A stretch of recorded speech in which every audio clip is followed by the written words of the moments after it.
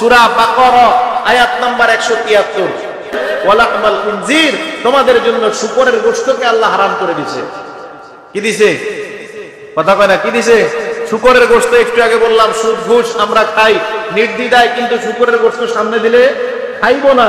অথচ শুধু শূকরের গোশত না, হাদিস প্রমাণ করে এর ভিতরে শূকরের বডির চামড়া বলেন, পশম বলেন, হাড় বলেন, শিং বলেন, এর ভেতরে যা উপাদান আছে, চর্বি বলেন, কিছুই হালাল নয়, মুসলমানের জন্য কিছুই কি নয়।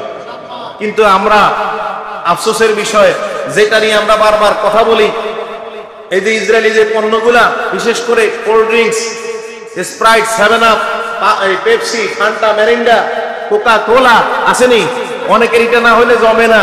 অথচ এগুলো তৈরি কিভাবে করা হয়, ইউটিউব বা গুগলে গেলে আপনি নিজে দেখতে পাইবেন। এখানে শূকরের চর্বি মিক্স করা হয়, বলে নাউজুবিল্লাহ। তাহলে এখন আপনি সরাসরি খান না, প্রত্যক্ষ খান না, পরোক্ষ খান, তাহলে বিপদ আছে না নাই? আছে তো। এই জন্য ওলামায়ে কেরাম সবসময় মুসলমানদেরকে সতর্ক করে। অনেকে বুঝে, অনেকে বুঝে না। অনেক দোকানদার আছে দেশীয় পণ্য রাখতে চায় না, কয়টা চলে না।